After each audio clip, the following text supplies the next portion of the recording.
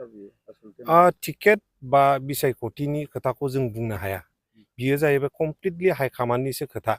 टिकेटनि खोथाखौ जोङो मोनगोन, जोङो गेलेगोन, सोरबाया गेलेगोन, बेखौ बुंनायनि मोन्थाया जोंहा गैयायानो। जोङो साफा साफा कर्मि, जोङो साफा साफा वार्कार, जोङो दा रायजोनि गाहाम हाबानि थाखाय जोङो बोरै मावनांगौ, रायजोजों जों बोरै गसंथानानै थानांगौ, रायजोनि खैफोद आफोदाव जोङो बोरैहाय हेफाजाब होनांगौ, जोङो बेखौसो सिन्था खालामबाय थायो। टिकेटआ हाइकमान्डनि खोथा। टिकेटआ जेब्ला हाइकमान्डआ डिसाइड खालामगोन, जायनो होगोन, जोङो बेखौनो मानिनानै लानांगौ बाध्यता। मानगोनां इउपिपिएलनि प्रेसिडेन्ट आरो बिटिसिनि चिफ प्रमद बर' सारा जोंनि इउपिपिएलनि गासैबो कर्मि बा मावथिफारिया बिथांमोनखौ बयखौबो अर्डार होदों कि गासैबो जेनाखि नोगोरारि बा रायजो राजा बिथांमोननि नांगौ समाव, बिथांमोननि खैफोदनि समाव, बिथांमोननि गोनांथि समाव बिथांमोनजों गसंथानानै खामानि मावनो थाखाय। दा बिनि थाखायनो नैबे फाथालसानानि जेनाखि बान्दो, बे फाथालसानानि बान्दोनि थाखाय जोंहा खुंग्रिं ओनसोलनि गासैबो गामिफ्रा माइ गायनानै बा आबाद खालामनानै थांनानै थायो। दा बिनि थाखायनो नैबे बान्दोखौ जोङो नोजोर होनानै फाथालसाना बान्दोनि जेनाखि कमिटि, बिथांमोननो गोनांथि जानायलाय नैबे बान्दोखौ जोङो जयैनो बानायनानै होदों। आरो बिनि थाखाय दा खुंग्रिं ओनसोलनि गोबांथार गामियानो गोसो खुसियै जेबो जेंना जेंगोना गैयालासेनो गायनो हासिगोन।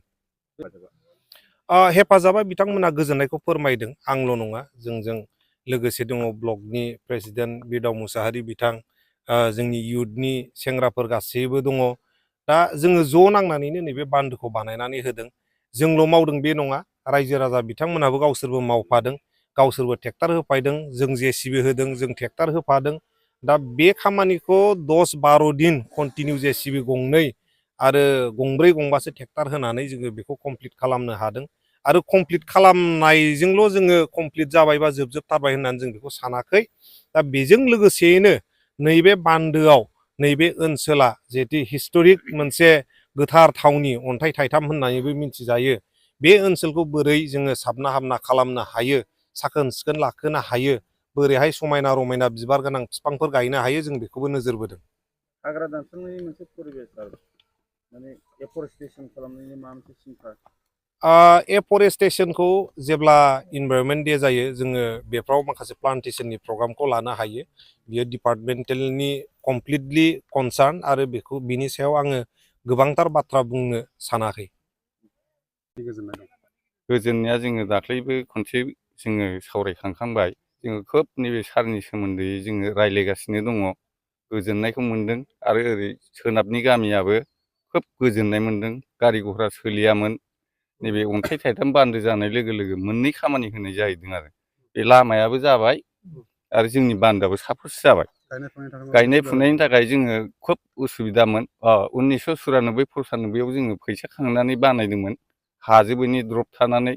दिनैसिमाव जोङो सारनि अनसुंथाइ मोननायाव जोंनि गोसोआ गोथार जाबाय।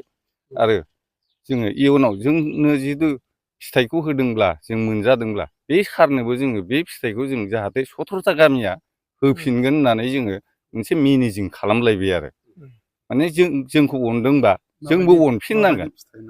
फिथाइ होनोबा बेनाव सासे एमसिएलएबो जानो गोसो गैयानो, एमएलएबो जानो गोसो गैया, मानि फिथाइ होगोन? माने जायोब्ला बिनि जोङो 17था गामिया सापर्ट दङ बेजों जेब्लायबो। मा गामि दङ ओरैनो? बहाय मा गामि दङ?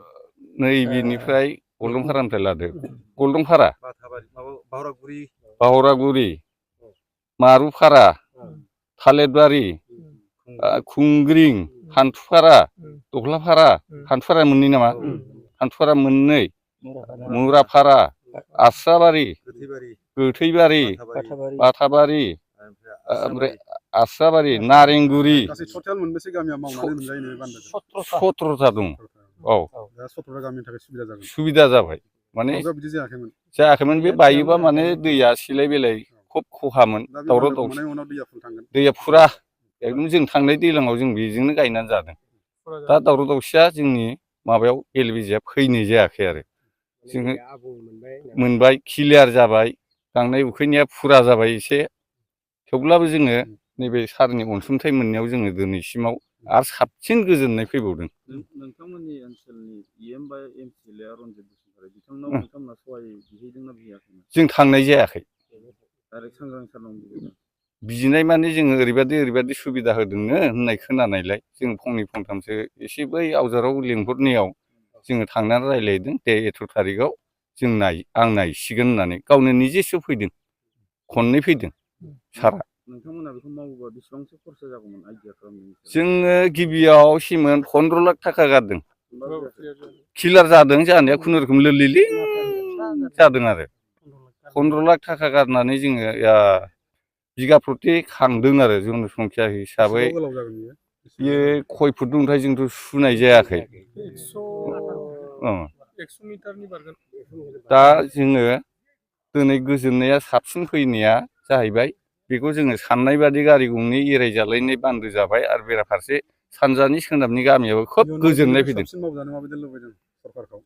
सरकारा माने गावसोरनिसो खोथा आरो जे सारा बुंदों जे नैबेहाय हाग्रा गायबावनानै होबावगोन आरो डेक'रेसन समायना रमायना माबा फुल गायगोन, दा बेफोरबादिखौ बुंनायलाय जोङो आरो साबसिननिफ्राय साबसिन गोजोननाय फैबावदों।